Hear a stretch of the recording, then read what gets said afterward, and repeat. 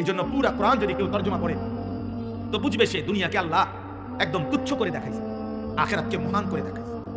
নবীজি সাল্লাল্লাহু আলাইহি সাল্লাম দুনিয়াকে পেশ করছেন একদম তুচ্ছ করে, আখিরাতকে তুলে ধরছেন অনেক বড় করে। এটা পার্থক্য, এটা মূল চেতনা, মূল চেতনা।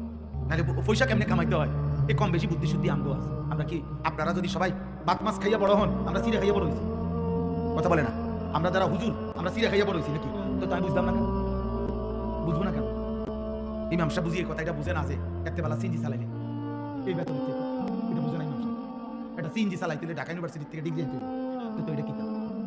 এটা যে 1000 টাকা ডেইলি কামাই হবে, মাসে 30,000 টাকা, তো এবার 8,000 টাকা বেতন লইয়া ফুরে রয়েছে, প্রত্যেক মাসে বেতন ঘুরায়, বেতন দেয় না 26 তারিখ 28 তারিখ। হ্যাঁ, সেক্রেটারি গাইলে সভাপতি গাইলে সেক্রেটারি রে আপনি করতেন পারেন না? অমুকের বলছে হ্যাঁ যাইতেছি নাকি এলাকাতে দিতাম না, 3 মাসে না মাত্র বাকি করছে, এরকম করো। এই সমস্ত নয় নাই, কথা বলেন না। এরপরও এই মানুষটা মালিকের ঘরে পড়ে আছে, ব্যাক কলেজে না, না বুঝার কি আছে?